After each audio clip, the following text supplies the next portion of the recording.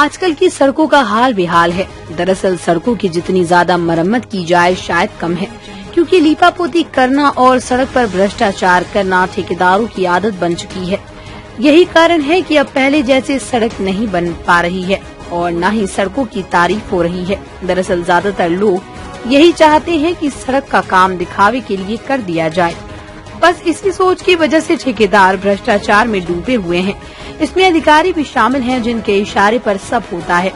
तिफरा के सड़क मार्ग को देखिए, जहां पर बाइक और कार वालों का तो क्या बल्कि पैदल वाले भी काफी परेशान रहते हैं, लेकिन इससे किसी को कोई भी फर्क नहीं पड़ता है।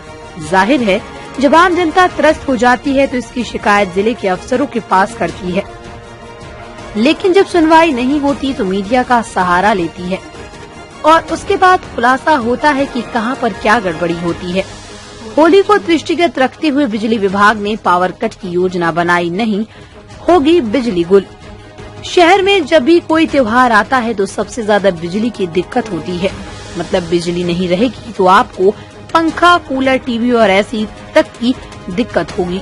और तो और गर्मी में पानी की भी किल्लत शुरू हो जाती है। इसी वजह से इस बार बिजली विभाग ने अपनी तैयारियों को रखते हुए टीम तैयार की है, जिसमें अधिकारियों से लेकर कर्मचारियों तक शामिल हैं, जिनका कहना है कि इस बार बिजली पल भर के लिए भी बंद नहीं रहेगी। अगर गलती से बंद हुई या किसी कारण से बिजली खराब हुई तो उसके लिए तुरंत ही सूचना पर काम करने वाले वर्कर तैयार हैं। इधर विद्युत मंडल के अधिकारी ने कहा कि निश्चित ही बिजली की जरूरत सबको होती है और इसी कारण हम लोग भी तैयार बैठे हुए हैं, जो पल पल की रिपोर्ट लेकर बार बार ट्रांसफार्मर की जांच भी करते रहेंगे।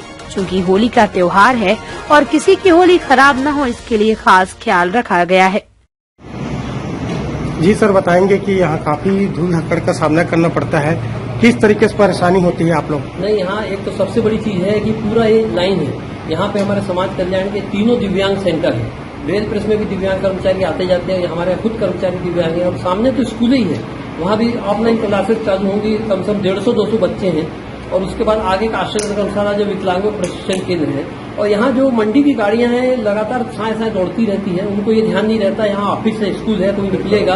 और कहीं ऐसे स्पीड ब्रेकर भी नहीं बने हैं और पूरे समय बता रहे डस्ट उड़ती रहती है, जो काफी नुकसानदायक है। यानी हमारे कैंपस में भी पूरे झाड़ खराब हो रहे हैं, उससे गाड़ियों पे डस्ट धूल जमती है और गाड़ियां अनावश्यक रूप से कहीं भी खड़ी कर देते हैं मंडी में, लोग कोई ध्यान नहीं देते और कोई सुनने वाला तो है ही नहीं। तो परेशानी तो होती है सबको, दिव्यांगों को। क्या करना चाहिए सर? अब इसके लिए है कि प्रशासन को सूद में लेना चाहिए, क्योंकि ये क्या पहले नगर पंचायत में था, उसके बाद शहर में आया, तो निश्चित रूप से थोड़ा शासन की कुछ मजबूरी रहती है कि अगर ऐसे परिवर्तन कुछ होता तो उसके विकास में थोड़ा टाइम लगता है। लेकिन फिर भी हम चाहते हैं कि इसको जल्दी से जल्दी इसका डेवलपमेंट हो, रोड चौड़ी हो, कम से कम 60, 70, 80 फुट की रोड हो, तो उसके बाद कम से कम यहाँ डस्ट उड़ने का प्रॉब्लम और स्पीड ब्रेकर ये सब समस्या दूर होनी चाहिए। आपका शुभ नाम? प्रशांत मोकाशी, रेल। सर बताएंगे यहाँ का धूल धक्कड़ की किस तरीके से परेशानी होती है? देखिए सर, ये समाज कल्याण विभाग की यहाँ संस्थाएं इसी मंडी रोड पे ही है दोनों तरफ, और ये संस्थाओं में अधिकांश जो दृष्टिबाधित बच्चे हैं जो सामने स्कूल में पढ़ते हैं, अनु बधिरशाला जो है और बधिर भी है, और यहाँ एम्प्लॉय जो काम करने वाले हैं वो भी दिव्यांग है, कोई पैर से है, कोई हाथ से है, कोई आंखों से है। तो इस तरह की दिव्यांगता वाले लोगों के आवागमन के स्थान पर यदि रोड की समस्या हो, और बारिश के दिनों में तो हमने देखा है कई बार हमारे बच्चे गिर गए हैं, उनको कपड़े बदलना पड़ा है, नहलाना धुलाना पड़ा है। हमारे कर्मचारी आते हैं, वो ऑफिस में बैठे हैं, उसी तरह से उसी पोजीशन में बैठे रहते हैं, क्योंकि जो कीचड़ पानी से लद गए।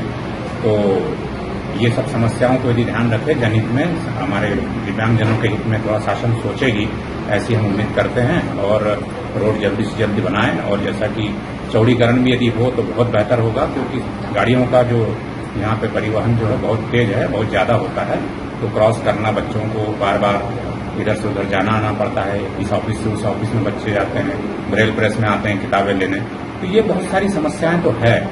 और यहाँ मैं समझता हूँ संस्था के आसपास हर करीब मैं समझता हूँ 25 से 30 फीट पे एक ब्रेकर दे दें यहाँ से, तो ज्यादा अच्छा होगा। उनकी रफ्तार जो कम होगी तो दुर्घटना की चांस कम होंगे।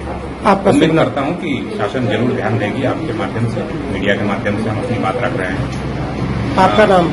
मेरा शुभ नाम उत्तम राव। ठीक है। समय न्यूज के लिए बिलासपुर से राकेश खरे की रिपोर्ट।